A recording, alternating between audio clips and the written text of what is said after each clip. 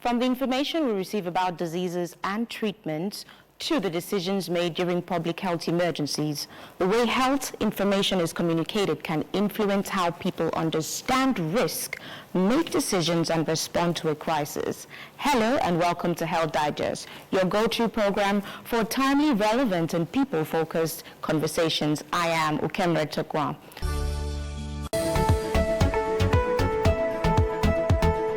Thank you so much for joining me. Thank you. I'm glad to be on here as well. Thank you so much. So first things first, I'd like to know, we are in the month of 16 days activism against gender-based violence, and some of the tools for fighting gender-based violence are the digital space, it's to entrepreneurship, and so much more, and that's where you come in play. How would you say your line of work has helped you fight gender-based violence and help women that are probably in situations like this, knowing that the main restriction for a lot of people not living toxic situations are their finance? Basically, okay, for my industry, which is the cocoa industry, and when I decided to come on, I decided to go in to add value. And I knew that to add value, who are the most disadvantaged? Well, a lot of people would argue, but I still believe the most disadvantaged gender is, of course, the female, right? And I decided that I would like to create an opportunity for them. So in my business, for example, I have a lot of women. They're mostly women who work with me. I put them on deshelling or producing and stuff, and I ensure that they earn good money, because I believe that when a woman has access to finance or access to her own income, she has a voice. Her voice cannot be taken from her. You can do so much to her, but when she has options, when she has cash, when she has that financial independence, she has options, and her options is what she has to be able to pivot the challenges that life will come. So in my own business, that's the way I've been able to do. I bring on a lot of women. My employment is usually focused on women. I'm not being biased, but I just believe when the woman has her own source of income, she has options. Wow, absolutely amazing and inspirational. Now, looking at the area of climate change resilience, how has it been on the field as a cocoa? Would you call yourself, what would you call yourself, an international farmer? How do you put it? Because after all, a farmer is still a farmer. No, a farmer is still a farmer, but these days we're more into agribusiness. That's what we term it as, agribusiness. I love it. Because yes, it's not just going in and becoming a farmer, but it's being able to add value to what you're doing, create commodities, create products that we can actually now export to the international market and give Nigeria that space that it deserves on the global map. So for cocoa, there's been we've had a lot of issues in the last 2 years, but interestingly, it has benefited a lot of farmers, because there were issues with the climate, and then so the produce of cocoa actually declined, and that increased the supply reduced, and that increased the demand, which then pushed up the price of cocoa, and that benefited a lot of farmers who have been working for so many years without getting anything. So it was, it was a good, you see a lot of them buying cars, buying houses. Wow. So this was their time to actually enjoy it. So I think, yeah, it's been, for everything that happens, or there's always, people who benefit and people who are on the hanging side. So the people who had great demand were on the side, and then we who were the farmers and manufacturers, yes. Truly is a win-win on all sides, Yes. including climate change is actually working to our advantage in this Yes. situation. Yes. Now, looking at more of the effects of this amazing produce to our system and to our body, let us get into the health benefits of cocoa and the different variations in which people can take cocoa in. The amazing thing that a lot of people, because for some people, even me, before I got into the cocoa business, I think the closest I had gotten to cocoa was Milo. the Milo beverage, and that's all maybe I thought was cocoa. Until I got into it, I realized it has a lot of antioxidants that are so beneficial to your brain, to your heart health, your mental health, and we can have it. We have, like, I process into, first of all, the cocoa juice. So if you're not someone who's big, you can actually drink the juice and still be filled with all the antioxidants that you need. And then we have the polyphenol extract. The polyphenol extract is amazing for your skin. It's amazing for your body as well. Wow, those are quite some interesting health benefits, and I think you got me at skin care.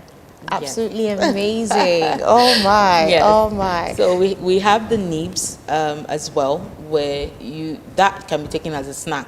So you can have that in the morning, in the afternoon. When you're having your smoothie in the morning, you can just throw that in. If you're having, no, it's not fattening. Although it contains a bit of cholesterol, so we usually advise you can have like maybe 2 or 3 a day, right? Okay. But it's amazing, even for for people who have memory loss, or the memory is not as sharp as it used to be. That kind of boosts it for them.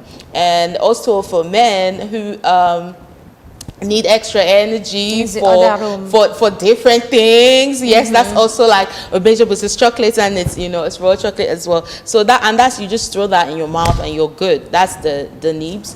And then we have also the mass, which a lot of chocolate industries actually request for. Yeah, that's the mass that is actually used for chocolate and stuff. Then of course we have the cocoa butter. A lot of people don't even know that your cocoa butter can be substituted for butter that you use to cook, to have your bread and stuff like that. You mean the cocoa butter that yes, I rub the on my cocoa skin? butter. Yes, but what it is what I do is I have the food grade cocoa butter. That food grade cocoa butter you can infuse that with coconut oil and then make it for your skincare and all of that. But this food grade cocoa butter can actually be used and substituted for butter. So when you're cooking, for example, really nice rice, you could throw in your food grade cocoa butter, and that's a fantastic meal for you. It's healthier, a lot healthier for you than having that other butter. And you can also use it for your skin as well. And then when it comes to powder, I'm eagerly waiting. When it comes to powder, the different, of course, kinds of powder. I have the 100% dark chocolate. That's like it's natural. It's as natural as it can be. It helps with weight loss. It's filled up with, that's where you have your full polyphenol extract. That's where you have your full antioxidants that are present in cocoa. So you have the best of it from 100%. That, because most of the beverages that you have sold today maybe use 20% cocoa and 80% sugar. So you're not actually getting the benefit that you should be getting. So we're getting cocoa extract. Exactly, yeah. Wow. Basically it's like 20-30%, and the rest of it is sugar and all other things that they add, because of course cocoa is bitter. Natural cocoa is bitter. Then we also have the alkalized. That is the one that is not as bitter as the natural one. It smells heavenly, and it's just like, it just puts you in that place. So a lot of bakers and new inventions are coming up as we go along. We also just came up with a black cocoa powder. That's like, you can use that for your ice cream, you can use that for baking, you can even still have that as a beverage as well. And I recently developed the cocoa shell radiance polish. That's amazing on the skin, and that still gives you all the benefits you can get in cocoa. The cocoa shell radiance polish, that's amazing on the skin, and that still gives you all the benefits you can get in cocoa. Because a lot of times we used to discard then in the past, but now like it's widely requested for now the cocoa shell. So what we used to see as waste is no longer, we now use it. You're telling me about the Nibs. Yes, so you can even nibs. open it. Yes, it's like May you I? could yes, please go ahead. It's very easy to just throw in, pop in your mouth, and experience though it tastes a bit like bitter cola, but it's amazing. It's like having dark chocolate in its full entirety. Yes, it's dark chocolate. It's very strong, very intense, yeah. but also very clean. It's roasted, Yes. deshelled, and produced under GMP standards. Wow, Yes. this is amazing. Yes. So tell me, Then we have that's the food grade cocoa butter.